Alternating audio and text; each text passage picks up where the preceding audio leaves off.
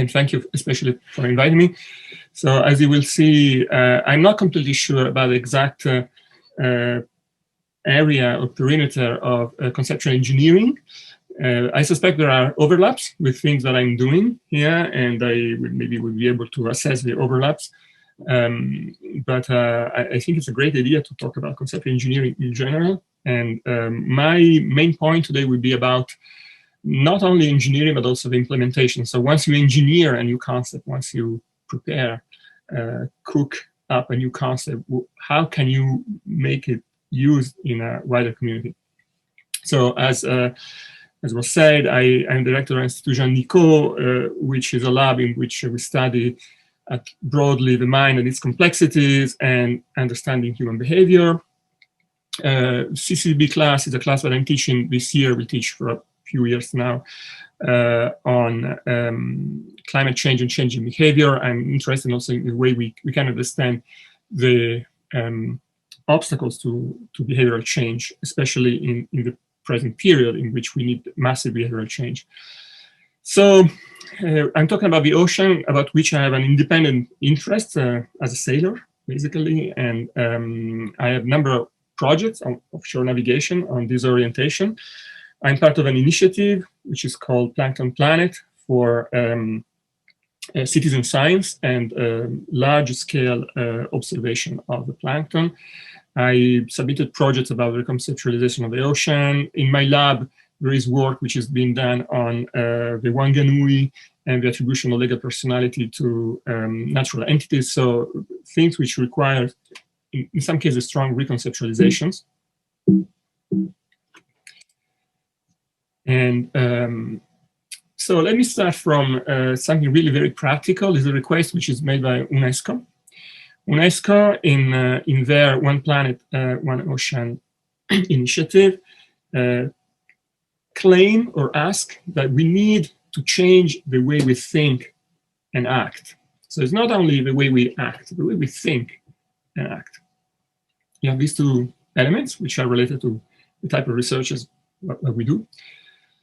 This is a quote by Peter Kalmus, a climate scientist. I feel like the climate scientists have kind of done our job. We laid out pretty clearly. Nobody's doing anything. Nobody's doing anything. So now it's kind of up to the social scientists. And this is, I think, is the area of intervention where we have open in front of us. Nobody's doing anything. So we need to change the way we think and act. And this means something important today, because the type of request here is not just, recycle some paper or dispose of waste in an intelligent way or move to an electric car. It has to be done on an unprecedented scale. So the request is very strong. And let me give just a very simple illustration of a problem space. We have cognitive change in green, which at our temporal scale, the temporal scale of our lives is absolutely flat. There's nothing is happening, basically. You need to have a cognitive change. You really need an evolutionary scale. But technological change on our temporal scale is moving up exponentially. And a lot of the problems that we have are clearly related to the type of overexploitation of resources which are made possible by the high rate of technological change. Of course, this is an old problem. It's not only related to the climate crisis or the environmental crisis, but it's an old problem. For a while, we've been in front of this type of divergence. And of course, society does a lot in trying to cope with this delta, which is opening up. So we introduce more social complexity. We work hard on education. We work on human-machine interfaces of more and more intelligent ways. So the whole set of artificial intelligence is somehow interacting here. And we try to implement policies, and also we work on the law. So these are some of the things that happen in this area. There is no order here, no organization, but there is this delta, this difference, this gap. And part of the work that is done is in trying to fill the gap. So let's talk about policies first. There are known issues with massive behavioral change. So I'm talking about massive behavioral change, not just some minor, marginal changes. It is very hard. This is what cognitive sciences have taught us for 50 years now. People in advertisement, for instance, in marketing, but also people in policy making. Massive behavioral change is very hard. There is a repetition of the same faux pas over and over again. For instance, we focus on campaigns. They are largely ineffective.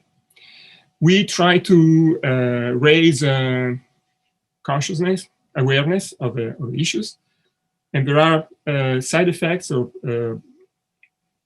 feedback loops, which are complicated. There is polarization, rebound. We are prone to the curse of knowledge, which is typical of people in the IPCC, for instance. They think that mostly think that just laying down the knowledge is enough for everybody else to act and resolve the problem. So if you know it, you avoid it, which is not the case. We use misleading metaphors, like the metaphor of a plastic continent.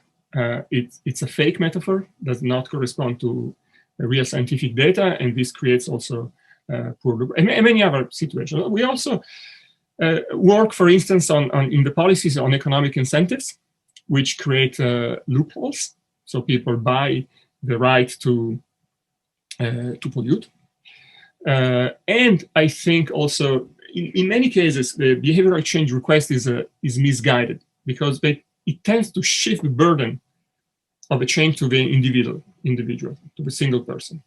So this is like asking my friend it's your fault because you're not recycling paper. This is why the plankton is dying in the seas. So all this is very unsatisfactory, I would say. There is a continuum of solutions, which is very well known, from just informing, a pure informational approach, to behavioral change, to coercion. And there are many possibilities in between just information and coercion. Just information is backing up save lives, smoking kills, recycling plastic saves the plankton, and so on and so forth. And of course, we know this does not work. Coercion has other problems. Compliance, for instance, is not very easy to monitor, but still, it's way more effective. Basically, this is the result of all the research, I would say. Finding paternalistic or legal solutions to problems seems to be the only way we have to implement effective policies today, which is philosophically problematic, of course, but we have to talk about that. So there is an area which we should focus on, which is the area of close to the coercion, close to the law. The normative approach has a number of problems, in particular as we come to the ocean. So the ocean is, I would say, too big on many dimensions to conceptualize. So the conceptualization of the oceans are not very satisfactory today. And this it's too big on all dimensions. I would say it's big on the geographical dimension, the social, biological, technological, the anthropological, economic dimension, and the dimension of familiarity. The ocean is seen as something which is alien, something really different from what we have categories for. On top of that, there is no clear referent community. Actually, there are many different communities working on the ocean, and each of them have a very different interest, and some of these interests are clearly in conflict. And this gives rise to conflicted conceptualizations, which is where the philosophical problems begin to interest us. So this is what happened in some of the conceptualization of the oceans which are on the market. So it has been conceptualized as an inexhaustible resource. So there is nothing to worry about. So look at this. This is the book of the 50-52, author Daniel and Francis Minot, who are two scientists, basically, two oceanographers, and very much keen about their very poetic description of a life in the ocean. But they claim that the solution of the food problem of mankind is going to come from the ocean. So it's an inexhaustible resource. And of course, this is where the technological cognitive gap is wider. It has been conceptualized in some culture, I move into a completely different extreme of spectrum, as an ancestor. So there are some cultures which conceptualize the ocean as an ancestor, and there is some kind of popular wisdom that meets some of our Darwinian knowledge. So there are some kinship relations between us and creatures in the ocean, which are only confirmed by science. It has been presented by most philosophers as an alien space. There are three categories of people, according to ancient wisdom. So the dead, the alive, and the sailor. And the sailor are half alive. We don't know exactly what they are. So there is this interesting book by Günther Scholz, Philosophie des Meeres, which does an overview of everything which has been written by philosophers about the ocean. And in all, in most reports, I would say there is this feeling with presenting of the ocean as an alien entity, which we have hard terms. It's hard for us to come to terms with. It has been presented as a connector. And of course, this comes with an ideology. If it is a connector, it has to be free. Going on to the ocean should be allowed without restriction. This is the first great treatise which has been devoted to the sea, Mare Liberum of Grotius. I mean, there is a political background, of course, but the point is that a totally liberist ideology has been associated with the idea that the ocean is a connector. On the other hand, it has been presented as a limited resource, and you start seeing that all these things are starting contradicting a bit each other. So in 1945, Truman declared that the jurisdiction of the United States extended to the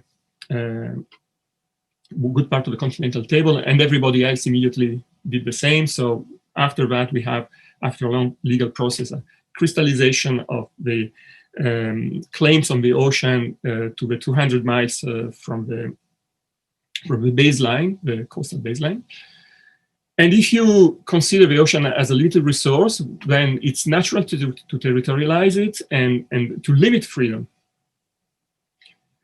Some philosophers consider the ocean as something which has been mentally cancelled from public discourse for many centuries, among other options. Among other options, I'm just making a very long story short here.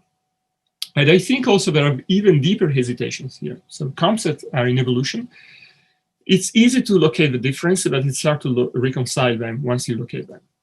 So the ocean has been conceptualized as a space, that is as a container, but also as a content of a space.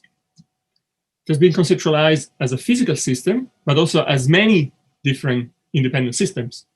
It's kind of a follow-up to the Linnean 17th, 18th century classification of different species and genuses. So we had different seas, but now the conception of the ocean is more of as a unitary physical system, or even as a unitary biological system, as a forgiving hyper-resource.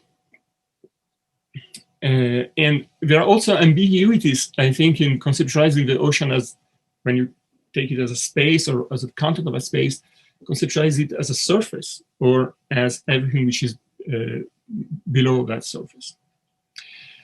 So this means that in the legal domain, which is the domain I think we should address, we put our energies on, this hard to reconcile perspective surface time and again.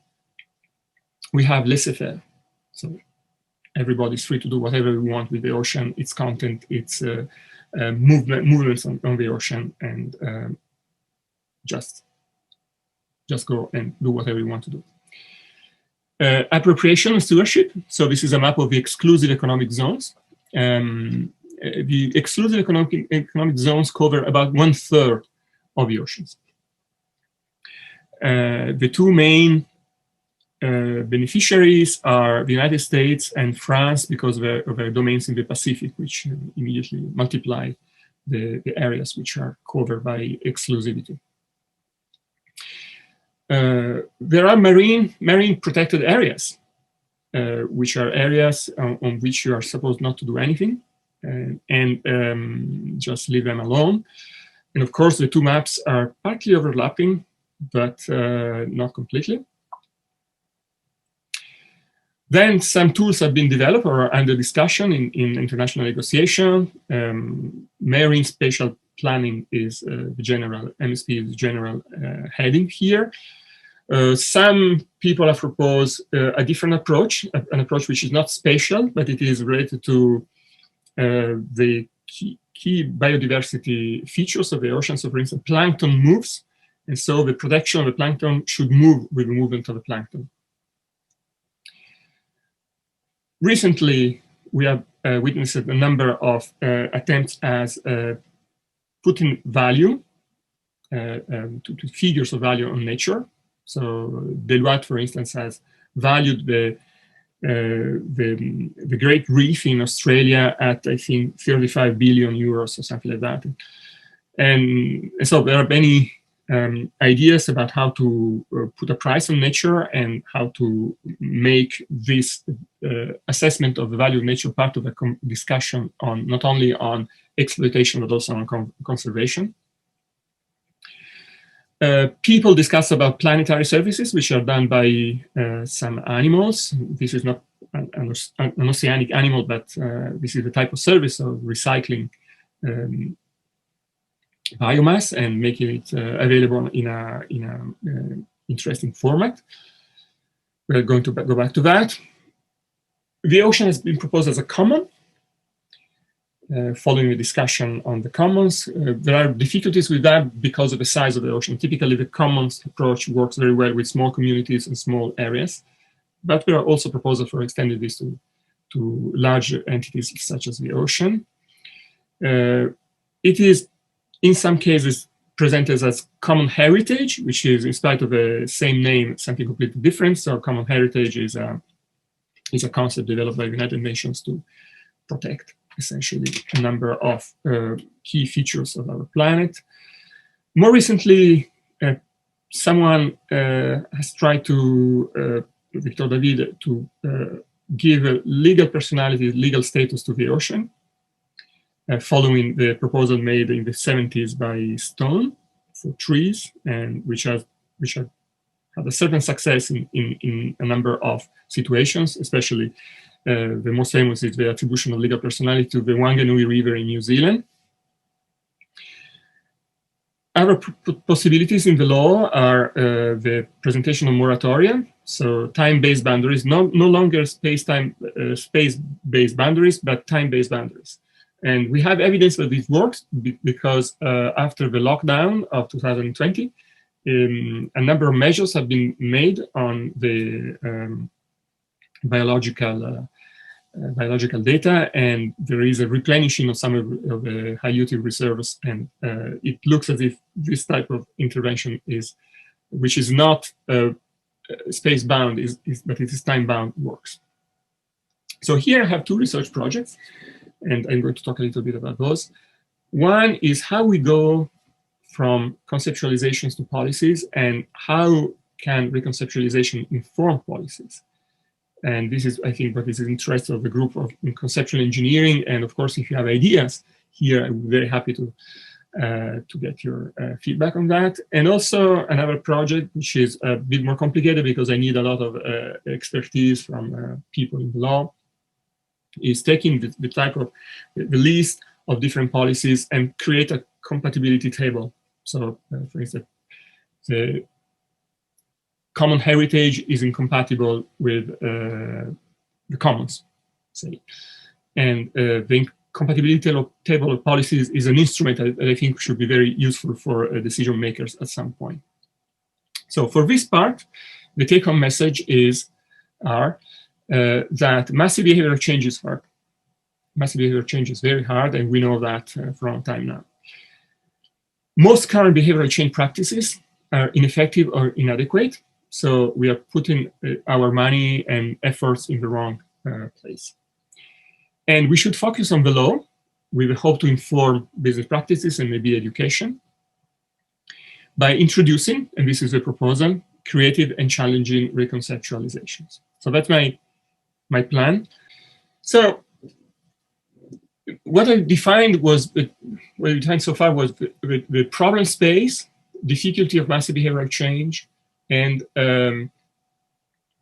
and then the complexity of the only effective set of policies, which are law-based policies, because of the conceptualization and the history of them, which are involved. So can we hope to do better than that? Can we hope to work on that? I think we have to do a couple of things. One is to focus on the deconstruction of the concepts which we are considering as non-effective, so doing some kind of reverse engineering of the concepts. And then I will propose something which I call conceptual negotiation. So these are the two starting points of my discussion here. So work that I did with Fabrizio Tonello, a sociologist in Padua, on fake concepts. So taking not only fake news, but fake concepts, that is concepts which are detrimental to public discussion. They're introducing public discussion, and they capture our mind, they capture our attention, they distract from the issue. There are a number of features that I'm going to discuss, and this was a very political, is a political book which we are publishing probably this year. And then I also draw from the theory of conceptual negotiation that I defended in a book in 10 years back. So fake concepts. Fake concepts are concepts which are, I would say, empirically inadequate or conceptually murky, whatever murky means here, but everybody can find their interpretation for that, or have very iffy motivations, or any combinations of these three features. So I'm giving you a couple of examples of fake concepts, which have been very present in the discussion about the digital migration. So the idea that we should move to the digital sphere, whichever we can move to the digital sphere. And the discussion, at least 10 years back, when I started getting an interest in that, was centered on some important concepts, the idea of digital natives. Digital natives would be those people who, having been born with digital devices in their hands, would have developed a certain new cognitive architecture. They would be a kind of a new species. They were part of an anthropological mutation, which is another interesting fake concept. And so given this kind of acquaintance with digital devices, with screens, they would be able to do things that nobody else was able to do before them. And even people like me, who I am a digital migrant, would not be able to cope with the abilities of digital natives. In particular, digital natives would have this great ability of multitasking. So would be very proficient at multitasking, which is very interesting also because it creates, say, optimization of time, and it could do many interesting things at the same time and get more rewards.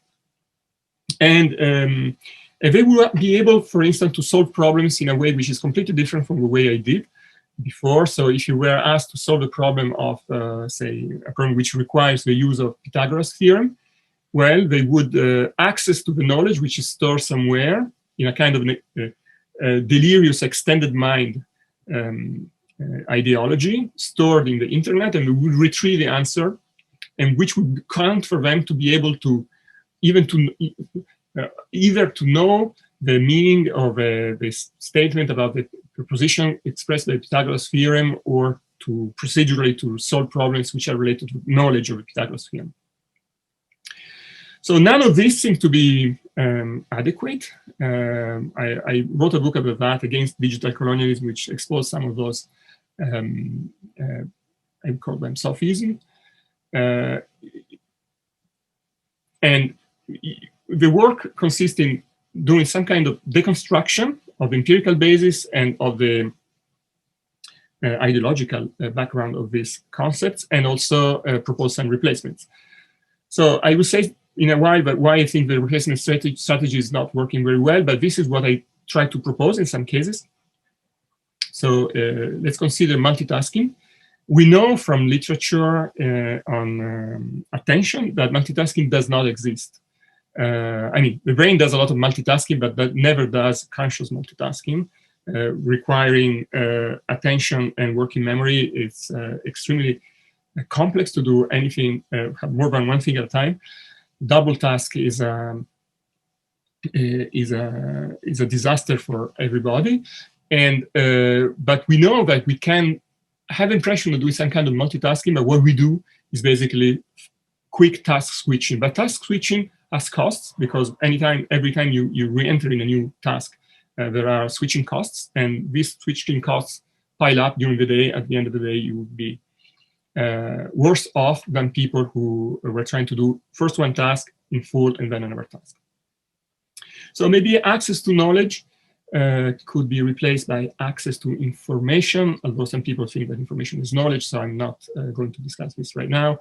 But you get some bits of information here and there. This is what you access to, but it's not necessarily a way for you to be knowledgeable about the subjects that you're trying to search on the internet. And some finer distinctions seem to be important. For instance, when people talk about digitizing, everything should be digitized, and everything is a very broad quantification. So you cannot digitize certain human activities like eating. You have to actually eat stuff. You have to breathe. You have to exercise in order to improve your aerobic values. So what you can actually digitize is a representation of eating. Or you can digitally assist eating, but these things are not digitization of eating. So, and I found it interesting that even very basic distinctions are overlooked in the literature and in the public discourse. So most of my work has been going to associations and parents' association and teachers' association, trying to explain all these things. And this is kind of a lesson that I have. So if you want to do conceptual change on a large scale, you have to do a lot of extra work. It's not just that you present the idea and the idea imposes itself automatically. You have to do some kind of political work after that, which I've done for a while. So this is one thing that you can find on the web with many other proposals for replacement. I think replacement strategy is not very stable after a while in which I've been trying to apply it. It's not very stable for a number of reasons. One, there are no general rules, so you have to go on a case-by-case basis and apply some kind of ad hoc strategies. You have to look into what exactly is the concept. You have to propose, try a replacement, see whether it works, and there is no general rule. In some cases, it's not replacement. What you want to do is actually concept elimination. So which what we did when we eliminated, I hope, the concept of witch, or the concept, I hope, of digital native. I hope it's no longer in the public discourse, but I'm not completely sure about that. And maybe here we are just fiddling with terminology. So there is what I call the Pinker predicament. It's very well known when you replace derogatory names with other names, which are supposed to be less derogatory. The replacement is not effective if the underlying concept stays the same, just all wine, new bottle. So Pinker documents a number of cases in which some derogatory names have been replaced, and policies have been suggested in order to make the replacement, but the effect tends to be very minimal. So another proposal that I would like to make is that of Conceptual Negotiation. This is a book which came out in Italian. It's going to be translated into English this year. Conceptual Negotiation is a way to think of philosophy as conceptual negotiation. So a way in which we move from one concept to the next because of certain pressures, which are epistemological pressure, which are philosophical pressure, internal, completely endogenous pressure, but also pressure from society. So in 1948, for instance, my father in Italy and my mother changed their conceptual status, so to speak, because Italy moved from monarchy to republic. So they were subjects, and they became citizens. So there's been a complex negotiation, which is expressed in the history of the Constituent Assembly in Italy at the end of the war until 1948, and which tried to redefine all the concepts which apply to individuals, so that a certain number of inferences about themselves were possible for those individuals, which corresponded to different entitlements and different rights and duties. And if you look into cases in which this type of conceptual negotiations have been actually performed, as in the case of constituent assemblies, you see that many philosophical techniques are used. Thought experiments, parameterized narratives in which you change one parameter at a time and you see what happens to the concept in context, in application, the use of imagination, the use of analogies. And I was trying to show also that in real negotiations, so this is the Harvard Negotiation Handbook, Fisher and Urey, there are a number of rules which are very, at least overlapping with rules that are used, or techniques which are used in philosophy, such as broadening the imaginative spectrum of alternatives, or finding agreements not on a proposition, but on the criteria which will allow you to find an agreement on a proposition. So I was sort of generalizing out of getting to EHESS and considering philosophy as much more diffuse than academic philosophy, and looking for cases of conceptual negotiation. Another case is the case of contemporary art, the Brancusi trial, for instance, in which people were negotiating in the court room about the definition of art. Or another case is the demotion of Pluto as a dwarf planet. It's not an astronomic discussion that you find, it's a totally philosophical discussion about certain concepts which are used in astronomic discourse in order to make certain inferences and measurement possible. So conceptual negotiation is a process, and the process here matters more than the endpoint. So this is what I think is important when we talk about implementation, not just about the if you have conceptual negotiation, you're trying to bring people around the table, and as it happened with trials, as it happened with the Constituent Assembly in Italy, something happens because there is a process involved, not just because you have some kind of endpoint in mind. And here are some examples that I find interesting, on which I'm going to conclude, and then I move quickly to the ocean. Reconceptualization, analogy mining, and enlightened institutional design. So let me give a couple of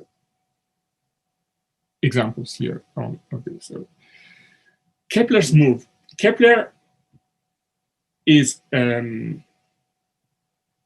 convinced by the Copernican theory well before the data coming from Galileo, which prove that Copernican theory is not viable. So the data from Galileo, the phases of Venus are incompatible with the Copernican theory. They are compatible with other theories, but they're incompatible with Ptolemaic theory.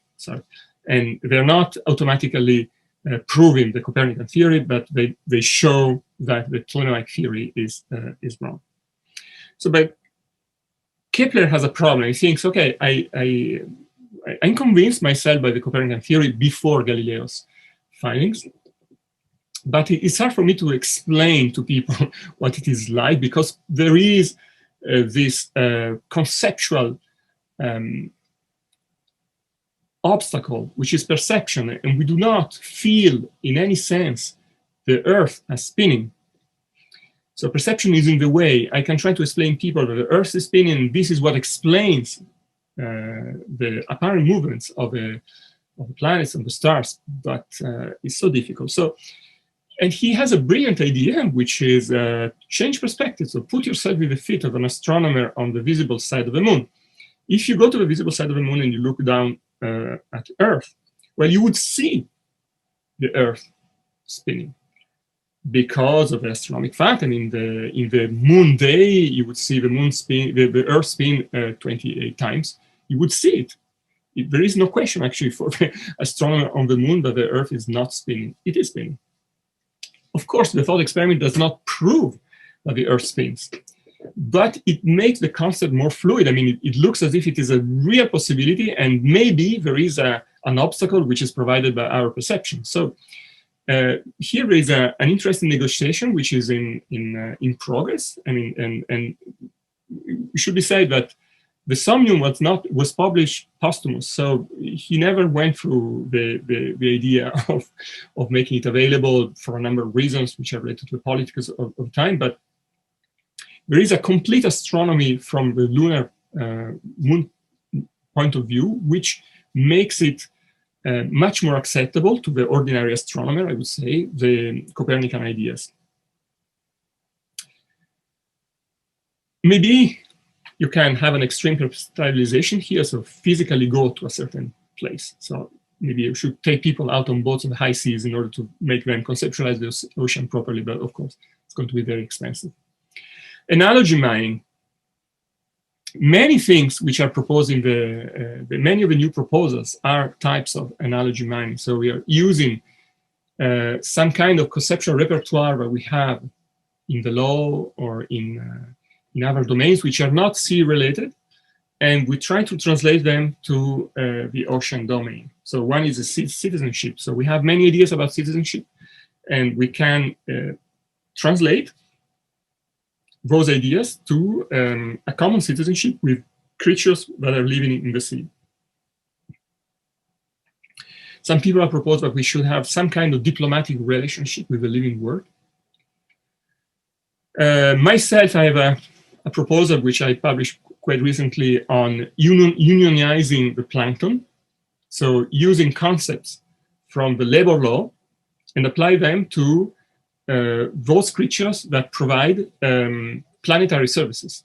As we are considering that living beings are providing planetary services, we should reconceptualize what they do as labor, and then try to apply categories from labor, which we have, about dignified labor, I would say, paid holidays, anti-harassment rules, minimum wages, insurance, safety regulation, benefits. Quoting again the Italian constitution, that Italy is a democratic republic founded on labor. This is Article 1. It's not founded on privilege, it's founded on labor. So, and if you work, you are supposed to have entitlements. And so that's the one of the possible ideas. So taking a whole set of already structured notions and move them to the domain which is here targeted, that is ocean as service provider. People like Bruno Latour has also suggested that we should have things like the Parliament of Things, in which hybrid entities, half human, half social, half natural, should be entitled to be part of the conversation. So, and here again, we're using a conceptual area which is fairly well structured, Parliament, and try to apply to make it viable in the case of the living world. A number of concepts could be operated upon very straightforwardly. I think in Strathclyde there is this wonderful group which is has a beautiful website called the One Ocean Hub. So this is a representation of the ocean as unitary. Not land surrounded by the ocean, but the ocean surrounded by land. You can recognize Australia, Africa, and it gives you an idea of the relative dimensions of the different parts of the ocean and how they are entering the land. And so unity is an important notion which has been stressed time and again by scientists, for instance, when discussing the interconnection of the deep and surface circulations in the ocean. Situated knowledge is another possibility here, part of a negotiation. I tend to be very opportunistic in terms of negotiation. As I said, there is no simple rule, there is no general algorithm. But if you sail, as it happened to me, across the ocean at the speed of a bicycle, basically, this is what you do for a long number of days, you get an idea that the ocean is small. It's not large. I mean, it's a way for you to understand the real size. You fly over the ocean and you have no idea how big it is. It looks like it is very, very big. But actually, you can cross it on a sailboat in a few days, and it is actually small. There are metaphors which are used by some scientists which I tend to like. So the difference in elevation between Mount Everest and the beach of Marianne is about 20 kilometers. And if you take the Earth to the scale of an egg, the Earth is 10 times smoother than the egg, which means that the ocean is really a very thin layer on the surface of the Earth. It's a small layer of humidity on the at the scale of the egg. And again, this should help reconceptualizing it as not as a big, vast mass, but as a very fragile ecosystem, more than the pictures. And then I would like to end on this, which is something I'm working on right now, which is enlightened institutional design. So a way to reconceptualize, resemanticize certain entities, certain artifacts in our common environment to get very effective results. So let me give you these small thought experiments, which will be the conclusion of my presentation. Suppose you have good evidence about the benefits of waking up 1 hour earlier from April through the end of October. You have longer after work hours, which you can do beautiful things. You have energy savings. There are many. Suppose there is no clear evidence about that, but suppose there is evidence that this is good for you, good for the planet, and everybody agrees about that, and all the different institutions are perfectly aligned on the idea that you should wake up 1 hour earlier from April through the end of October. So I think if you try a campaign on that, it would be just grotesque. Waking up just 1 hour early from April to October is good for your well-being, gives you longer after work hours, and saves the planet. Try to convince people doing that through a campaign. Try to figure out a campaign which is not strange or absurd. And then, of course, it's not enough for convincing billions of people in 70 countries. There will be resistance to change, people who are negationists about those benefits. Maybe they also have good reasons for that. And main important, this is a coordination game. This thing is only implementable if everyone does the same, that is, wakes up 1 hour earlier. Otherwise, it is completely socially disruptive. I mean, people will go to work at different hours, it's extremely messy.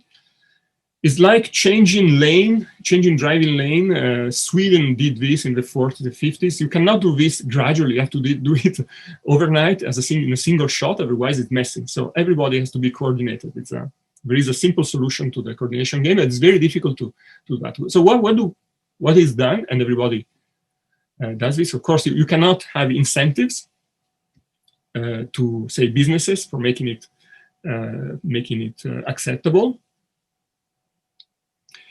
The solution is a resemantization of the names of times by a central authority, which provides then a stable solution to a coordination game. So what is being told in France, for instance, as of March 27, 3 a.m. will mean 2 a.m. and so on accordingly. It's up to you. I mean, this is the assigned meaning of 3 a.m. as of March 27. Whatever you want to do. And now you have a choice, basically, at this point. You can try to interpret and remember this. It's not easy to interpret, even.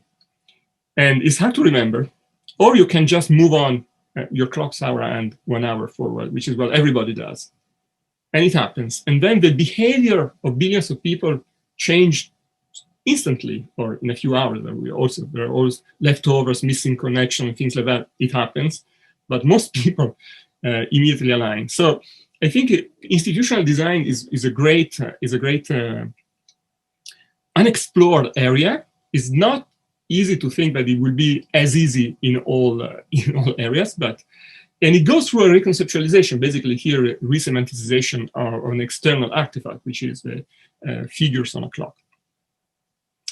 So this is basically what I wanted to say. The big question for empirically minded people like me is, does any of this work? So there would be an empirical research program. How do we see whether it works or not? Which is, of course, related to behavioral change and the limits that we know. So coming soon, a number of things on the ocean, an edited book on sailing, a book on the ocean, and then again, the book that I was mentioning on philosophy of conceptual negotiation, and a book on the concrete life of maps. So that was it. Thank you very much for your attention.